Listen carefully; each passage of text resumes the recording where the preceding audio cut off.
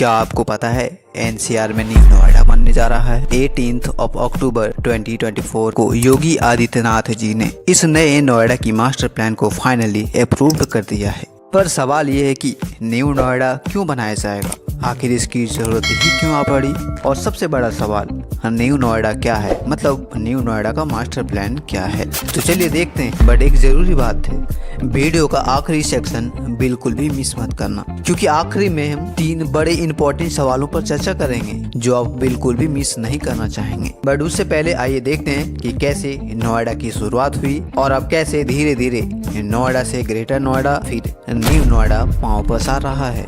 तो बेसिकली दोस्तों, आज की जो आप नोएडा देखते हो उसकी शुरुआत 17 अप्रैल 1976 को की गई थी, जो संजय गांधी जी की इनिशिएटिव था और मायावती जी की लीडरशिप में इसको बसाया गया था ताकि दिल्ली की कंजेशन को रिड्यूस किया जा सके। हुआ भी ऐसा ही, बट धीरे धीरे नोएडा में भी लोग तेजी से बसने लगे और फिर जनवरी 1991 में ग्रेटर नोएडा की स्थापना हुई और अब न्यू नोएडा।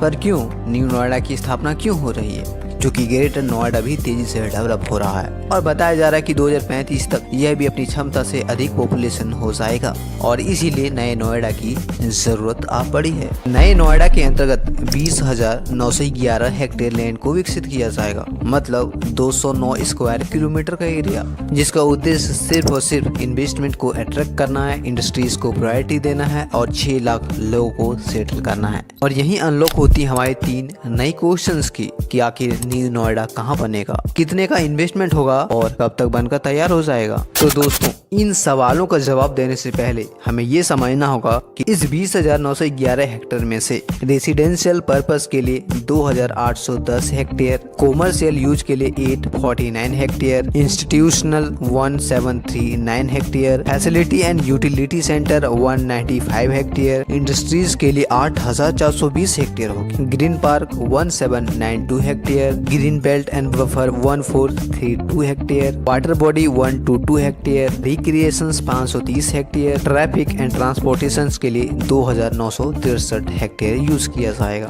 अगर इसी को संक्षेप में अगर मैं कहूँ तो 40% लैंड इंडस्ट्रियल पर्पस के लिए होगा, 18% लैंड ग्रीन स्पेस के लिए होगा और 13% रेसिडेंशियल पर्पस के लिए यूज किया जाएगा, जो basically Dadri, Noida, Ghaziabad investment region में तैयार किया जाएगा। इस इन्वेस्टमेंट रीजन में दादरी और बुलंदशहर के 84 विलेजेस को इनकम्पास करके नए नोएडा को बसाया जाएगा, जो बेसिकली DNGIR यानी कि Dadri Noida Ghaziabad industrial region master plan 2041 के तहत विकसित किया जाएगा और इसको विकसित करेगी नोएडा अथॉरिटी। तैयार भी 4 अलग अलग फेजेस में होना है। फेज 1 2023 से 2027, जिसमेमें लगभग 3,165 हेक्टेयर लैंड विकसित होगा। वहीं फेज 2 2027 से 2032 तक विकसित होगा, जहां पर 3,798 हेक्टेयर लैंड को विकसित किया जाएगा। फेज 3 2032 से 2037 तक, यहाँ पर 5,908 हेक्टेयर को विकसित किया जाएगा। फेज 4 जो कि आखिरी फेज होगी और ये 2037 से 2041 के बीच विस्तार होगा, जहाँ पर 8,230 हेक्टेयर लैंड को डेवलप किया जाएगा,